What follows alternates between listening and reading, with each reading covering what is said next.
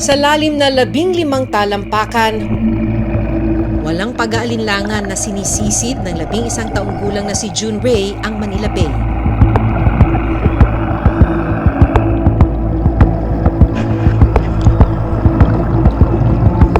Delikado man para sa kanyang edad, umaasa ang bata na may mabingwit na kahit ilang pirasong isda.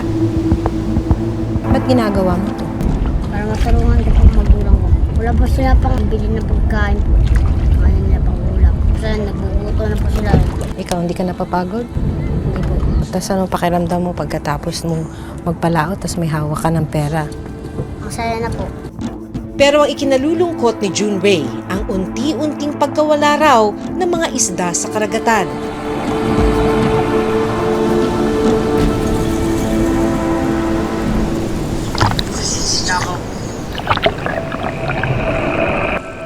Ang mangingisdang si Nonoy mula sa Rosario, Cavite, halos suyurin na ang ilalim ng dagat sa pag-asang may makuhang lamang dagat na uulamin ng kanyang pamilya.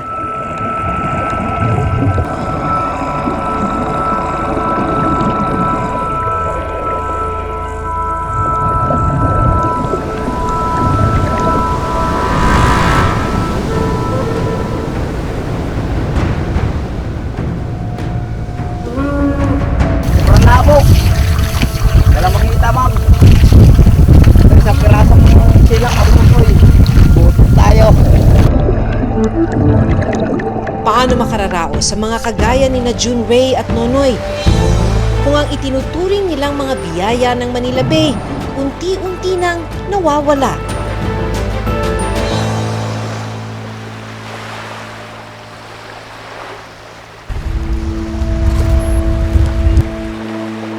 Buhatin na natin.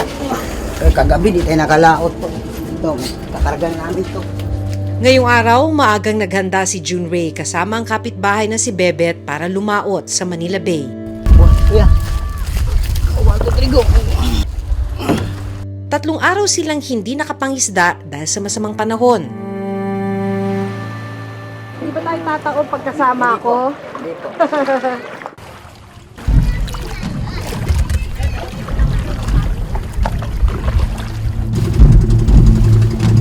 Saan banda? Paano mo malalaman? May mga isda tumatalon. Pag may isang tumatalon, doon ka na maglalagay, doon ka na mag-aarya. Pagdating sa pusod ng Manila Bay, sinimulan na ni June Ray mag-arya o maglatag ng lambat sa dagat.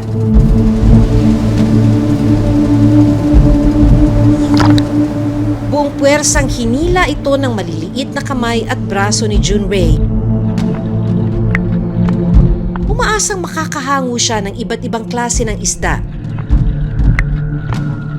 Pero ilang saglit pa,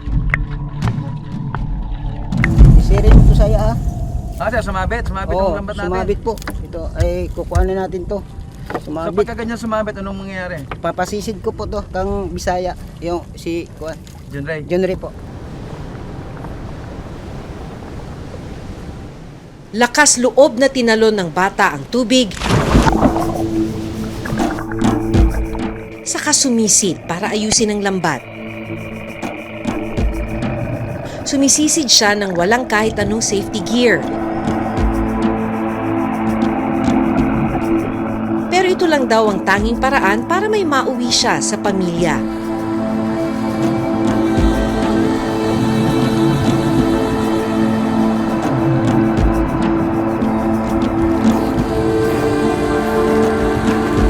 Nang makuha na ni June Ray ang nagbuhol-buhol na mga parte ng lambat,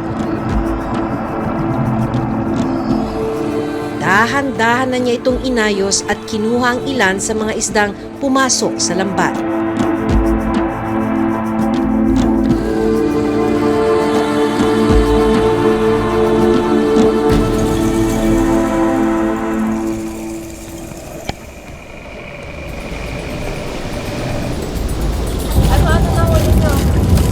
Kabasi, yung si Banak. Masaya ka. Oh, may huli na po kami. Muling inihagis ang lambat para makahuli pa ng isda.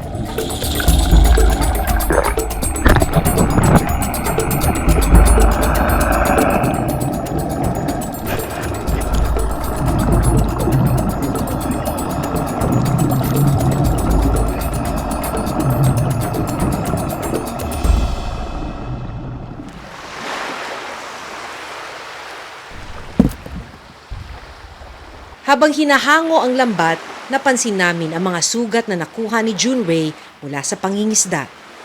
Bakit ka nagkakasugat sa kamay? Sumasabit po. Yung Sa lambat. lambat. Saan masakit? Dito lang sa mga kamay po. Sa kamay. Dahil ba't sumasakit? Pagbubuhat po, patay pag-aatak. Tapos yung kamay, nasusugatan pagka sumasabit. Lagi?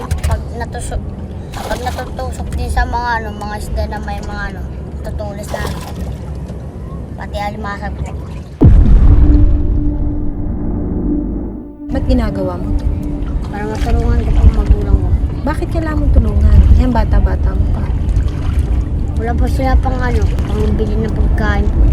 Kaya nila pang ulam. Kasi nagbubuto na po sila. Ikaw, hindi ka napapagod? Hindi po. Tapos anong pakiramdam mo pagkatapos mo magpalaot tapos may hawak ka ng pera? Masaya na po. May pangbigay po ako. Dahil sa hirap ng buhay, tumigil si Junwei sa grade 3 noong nakaraang taon. Pero babalik din daw siya sa eskwelahan sa susunod na pasukan.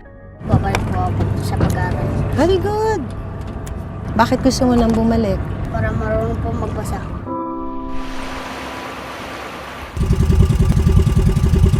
Habang nasa laot si Junwei, matyagang naghihintay ang kanyang ina na si Mirasol sa pag-uwi ng anak.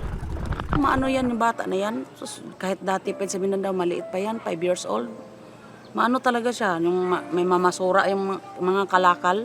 Kasama, para lang bigyan siya. Pero hindi niya raw maalis ang pag-aalala sa tuwing nasa laot si Junwei. Minsan, napalo ko pa nga yan eh. Sabi ko, huwag kang ano doon kasi siyempre, ganito siyempre, malay mo, madisgrasya yung bangka, hindi mo masabi. Sabi niya, Ma, hindi ako sama, ma, wala kang ulam. Sama na lang ako doon, at least may ulam, may isda ako dala. Pagtapos ng mahigit kalahating araw sa laot, nagpa siya nang bumalik sa dalampasigan sina Junwei at Bibet.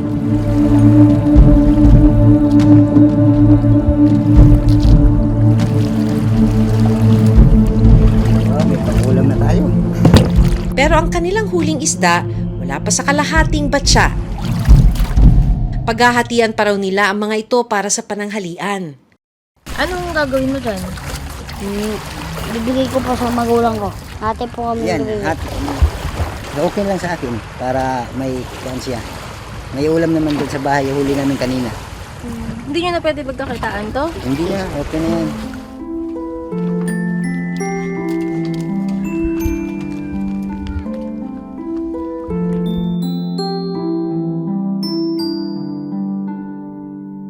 Sa pag-uwi sa bahay, mas naintindihan namin kung bakit ganoon na lang ang pagpupursige ng bata. Gusto raw niya kasing matulungan ng kanyang kapatid na si James na merong global developmental delay o isang kondisyon kung saan naging mabagal ang pagdevelop ng utak ni James kumpara sa kanyang mga kaedad. Hindi po siya nakakalakad lang. Sa loob lang po siya. Hindi po siya masaya, hindi po marunong magsasalita, hindi din marunong maglakad. Pag makakaipon po ako, tutulungan ko po kuya para makalakad na siya, para masaya na po siya.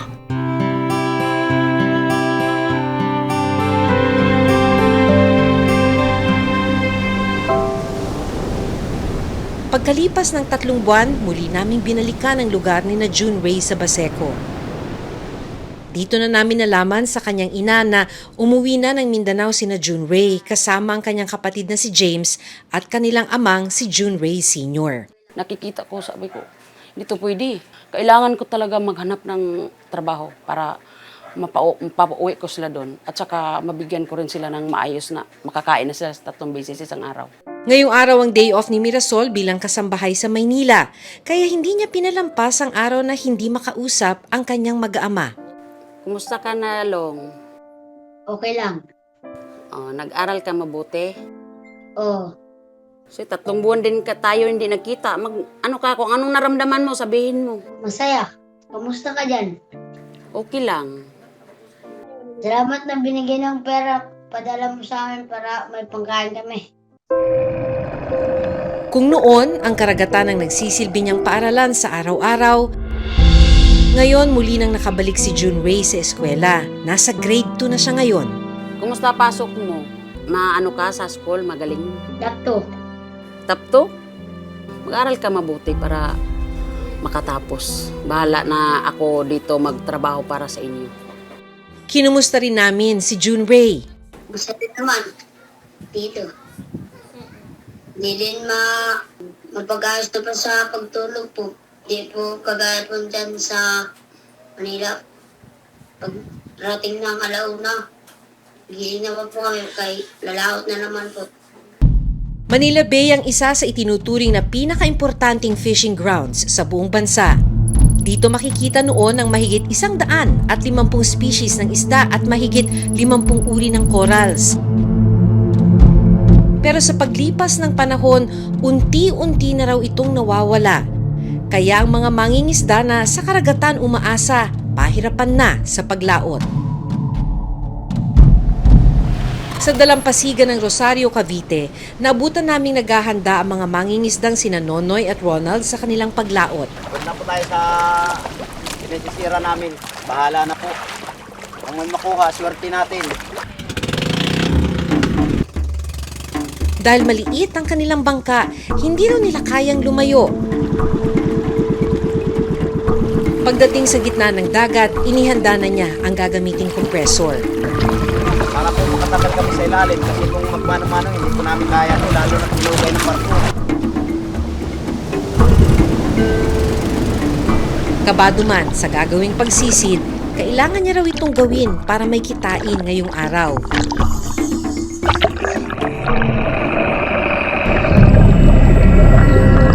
Malabo at madilim sa ilalim ng dagat.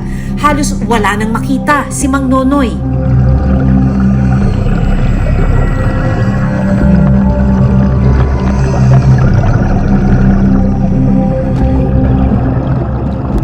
Kapansin-pansin ding halos wala nang isdang makikita sa ilalim.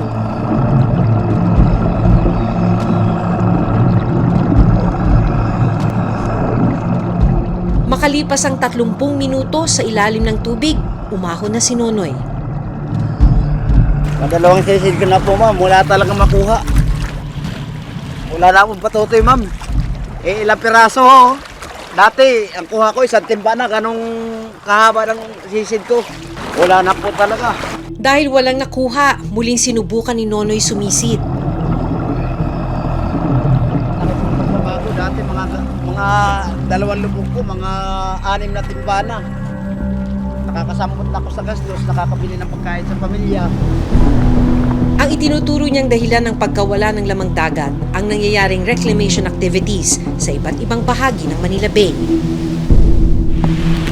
Ayan po ang epekto ng buga-buga sa ngayon. Hindi ka para sa dati. Ayan. Kaya umuwi na lang po kami. Walang makukuha. Naiyak. Hindi lang alam ng misis ko. Kailangan lumaban mo.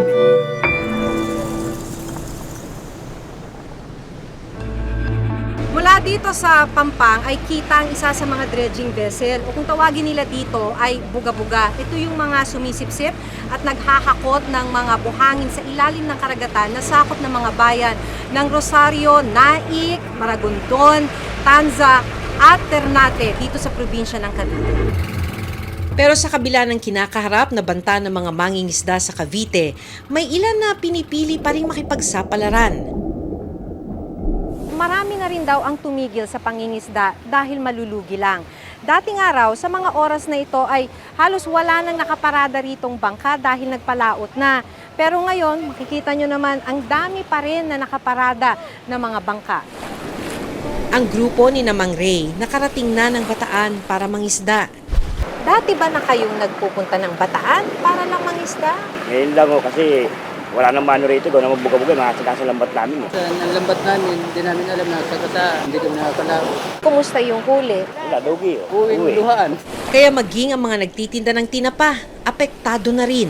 Kami ngayon kasi konti na lang kinikita. Hindi kagaya noon, medyo nakaka-survive pa kami. Kuha ang cellphone video na ito noong 2021 sa Rosario, Cavite. Makikitang sagana pa ang mga isdang nahuhuli noon. Kung gusto nyo bumili ng sariwang isda mga paps, galing mismo sa lao, dito pumipitik pa. Sariwa talaga mga paps, oh. Kilala bilang tinapa capital ng Cavite ang Salinas, Rosario. Pero ngayon, kakaunti na raw ang mga isdang nahuhuli. Sabi nila yung dahil sa barko kasi maingay daw yun sa ilalim, kaya sa malayo sila lumanaw. Sa datos ng Fisheries Production ng Cavite, noong 2021, nasa mahigit 22,000 metric tons pa ang produksyon ng isda sa buong karagatan ng Cavite. Pero bumaba ito ng 19,000 metric tons noong 2022. Makalipas ang mahigit 3 taon, muli naming binalikan si Nonoy.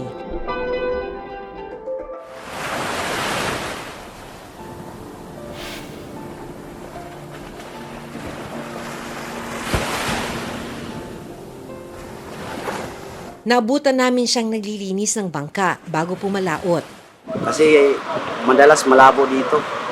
Tulad ngayon, kagagaling lang sa bagyo. Kumakalog yung ilalim. Tapos puro kumunoy. Hindi ka paras ng nakaraan nung wala pang dredging. Talagang maganda. Pagkatapos ng bagyo, ganyan, napakalinaw ng tubig. Hindi pa man nakakalayo, kapansin-pansin ang burak na kulay ng karagatan.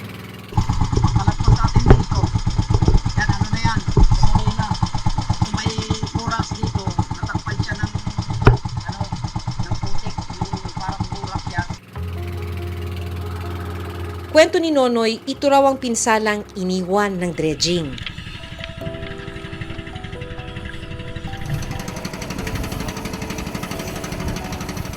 Bago po ako sumisid, papakita ko po sa inyo kung gaano kalabo talaga ng dagat dito sa amin. Yan, sisid po tayo.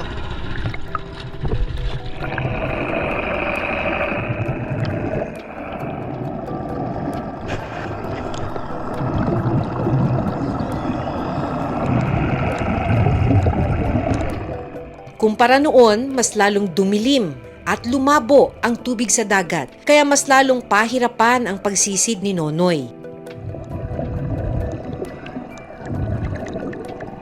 Makalipas ang 10 minuto, agad na umahon si Nonoy. Kalabo po talaga, wala nakuha. Sa pag-asang may mahuli, sinubukang lumipat ng pwesto ni Nonoy sa kamuling sumisid. Sa sisid, hindi na po makakuha.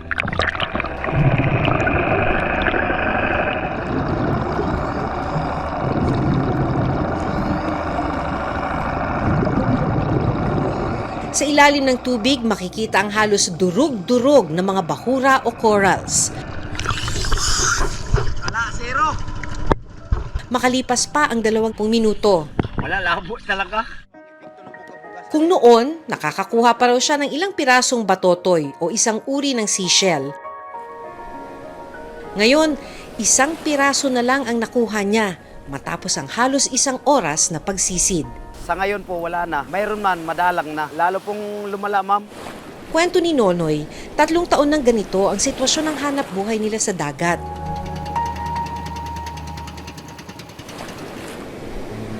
Binaybay namin ang karagatan ng Manila Bay para malaman ang kasalukuyang sitwasyon ng karagatan.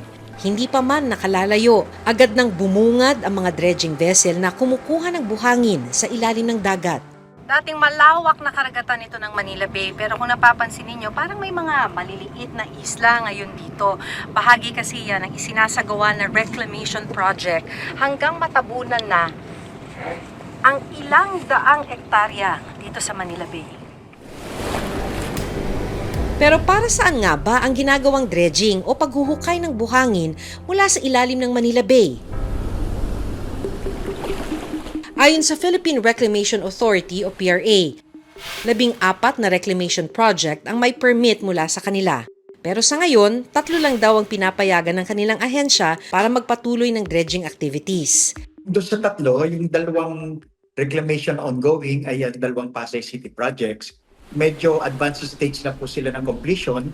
Pero yung isa po, yung sa 3, na-lift na po yung suspension dito pero hindi pa po sila actually nag-uumpisa kasi po inaayos pa po nila yung mga requirements po sa contractor nila.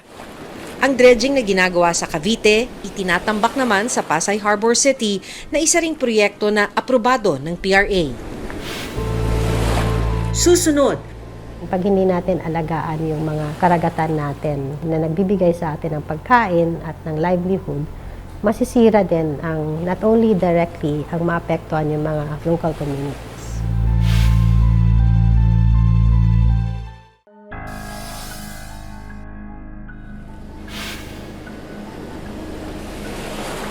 Para sa grupong Oceana, malaki na ang naging epekto sa kalikasan dahil sa patuloy na pagsasagawa ng dredging sa karagatan. Dahil sa mga nangyayaring mga destructive development activities na nangyayari ngayon sa Manila Bay, lumiliit na ito at nadidisturb na. Nawawala na yung habitats nila, so wala na silang matitirahan, wala na silang place to spawn, to grow, kasi tinatambakan na nga yung mga habitats nila. At dahil sa banta ng pagkaubos ng mga lamang dagat, may epekto rin daw ito sa food security. Pag hindi natin alagaan yung mga karagatan natin na nagbibigay sa atin ng pagkain at ng livelihood, masisira din ang not only directly ang maapektuhan yung mga local communities.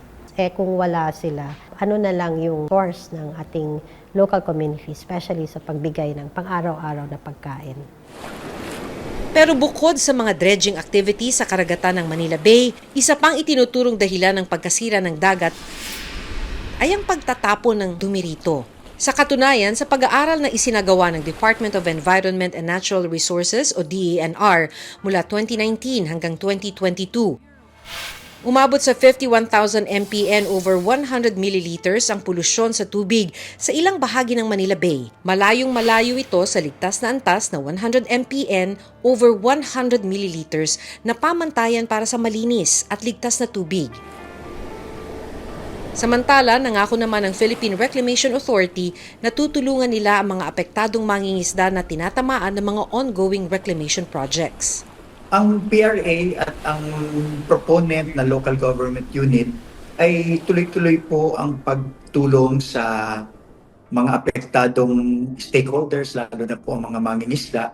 Kasi po yan po ay aming commitment under sa aming kontrata sa mga permits namin through the ECC. Itong mga communities na historically nandyan na talaga, pinapaalis natin, tinataboy natin. Ang tanong, para kanino ba itong development na pinag-uusapan natin sa Manila Bay?